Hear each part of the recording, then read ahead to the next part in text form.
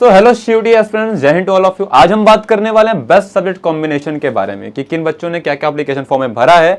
तो हम बात करेंगे कौन सा कॉम्बिनेशन के लिए बेस्ट रहने वाला है। तो चलिए फटाफट स्टार्ट करते हैं और जानते हैं कि आप कैसा एग्जाम देने वाले हो। ठीक है, कई स्टूडेंट्स ने अपने कुछ फॉर्म भरे होंगे, कहीं गलतियां भी हुई होंगी, क्या क्या मिस्टेक करना होता है ये भी बताऊंगा आज। वीडियो में अंत तक बने रहना बेटा। देखा, हम बात करें कि सीयूटी 2026 के एग्जामिनेशन के बारे में तो 3 सेक्शन होते हैं अपने पास, लैंग्वेज, डोमेन और जीएटी।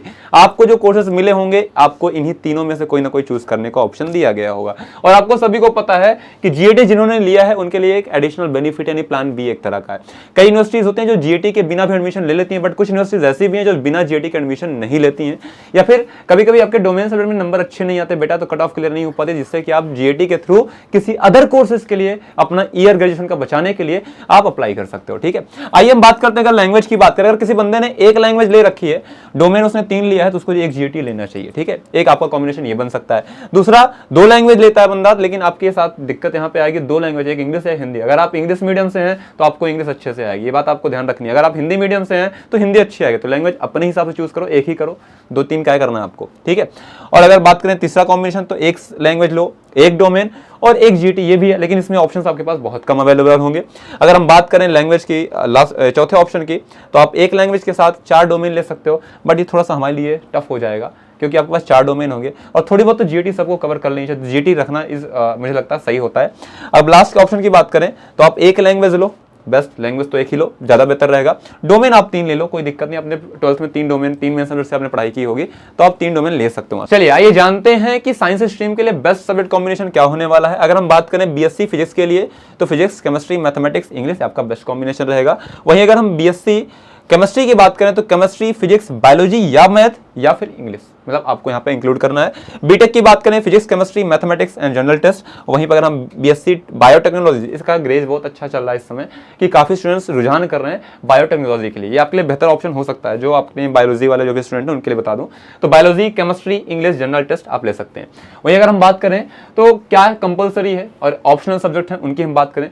अगर कंपलसरी की बात करें तो भैया आपको एक लैंग्वेज पेपर इंक्लूड करना पड़ेगा, इवन चाहे इंग्लिश हो चाहे हिंदी। यहाँ से 13 से 14 ऑप्शन मिलते हैं लैंग्वेज के, लेकिन आपके रीजन के हिसाब से आप एक इंग्लिश ले लो या फिर एक हिंदी ले लो, ये आपको लेना ही पड़ेगा और ये मैंडेटरी भी है।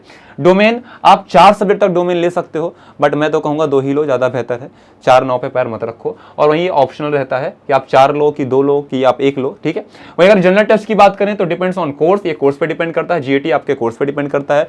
जैसे बीए और एमए, अब पीजी की बात करें या यूजी की बात करें तो बीए वाले बच्चे होते हैं तो जीएटी ले लेते हैं। ठीक है, तो उनके लिए फायदेमंद होता है। एडिशनल सब्जेक्ट में आप एक ले सकते हो अगर रिक्वायर्ड है तो, और ये भी आपके ऊपर डिपेंड करता है, ऑप्शन है, आप चूज कर सकते हो, अदरवाइज आप इग्नोर भी मार सकते हो। अब यहाँ पे ध्यान देते हैं कि क्या मिस्टेक्स जो हम करते हैं, ठीक है, सब्जेक्ट चूज करते समय, जिन्हें हमें क्या करना है बेटा, इग्नोर करना है। और आपने किया होगा, फॉर्म तो भर ही दिया, आप करेक्शन की डेट भी चली गई। ठीक है, तो करेक्शन विंडो आपको मिलने वाला नहीं, पर आगे से आप ध्यान रखिएगा। ठीक है, यहाँ पर अगर बात करें, many candidates make mistakes while choosing subjects combination which affect their exam results and admission letter. तो भैया यहीं पे सबसे बड़ी समस्या होती है कि आप जल्दबाजी में फॉर्म भरते हो और आप अपने सही कॉम्बिनेशन को चूज नहीं कर पाते, जिससे आपके आगे दिक्कत होती है कोर्सेज के लिए। तो गलतियां क्या क्या होती हैं, आइए उन्हीं को समझते हैं। Choosing subjects not offered in class 12 subject syllabus list. आप अक्सर वो गलतियां करते हो कि क्लास 12 में जो आपने पढ़ा नहीं आप वो ले लेते। ठीक है, तो ये आपकी सबसे बड़ी गलती है। फिर डोमेन वही लो बेटा जो आपने 12th में पढ़ाई की है। ठीक है, ignoring university eligibility criteria completely, आप यूनिवर्सिटी के हिसाब से जो एलिजिबिलिटी क्राइटेरिया उसको इग्नोर करते हुए अपना फॉर्म भरते हो, ये सब चीजें ध्यान में नहीं रखते हो। Selecting extra subject without need, जो आपको नीड नहीं है उन सब्जेक्ट को भी चूज कर ले, तो ये भी आपके लिए बहुत मेजर मिस्टेक बन सकती है। Forgetting to check course requirement in public notice. Public notice जो भी आपके आते हैं, यूनिवर्सिटी की रिकॉर्डिंग या फिर आपके कॉलेज की रिकॉर्डिंग, आप उसमें जो भी कोर्स की रिक्वायरमेंट है आप उसको बिना चेक किए चीजों को सॉल्व कर लेते हो। ठीक है, या फिर आप फॉर्म फिल कर लेते हो तो दिक्कत हो जाती है। Not understanding exam pattern and weightage properly, सबसे बड़ी दिक्कत तो यही आती है कि आप एग्जाम पैटर्न को नहीं समझते हो और वेटेज को नहीं ध्यान में रखते हो, और पढ़ाई 10-20 घंटा बढ़िया सा मेहनत करते हो, लेकिन बाद में रिजल्ट आपका खराब आता है। तो आपको देखना है, ध्यान देना है कि आपका एग्जाम पैटर्न क्या है, सिलेबस क्या है और वेटेज क्या है। जितना हमें पता हो कि सिलेबस क्या होना चाहिए, उतना हमें यह भी पता होना चाहिए बेटा कि हमारा सिलेबस में क्या नहीं है। जो नहीं है उस पर टाइम वेस्ट ना करके हम जो है उसके लिए टाइम देंगे। ठीक है, और लास्ट मिस्टेक जो आप सब लोग बहुत बेहतरीन तरीके से करते हो, submitting the wrong combination and not using the correction window. अक्सर बच्चे फॉर्म भर दिए तो हो गया, फिर भूल गए, टेंशन फ्री हो गए, तो ये नहीं करना है। करेक्शन विंडो में एक बार जाकर रीचेक जरूर कर लो कि आपने जो सबमिट किया है क्या वो सही है कि नहीं।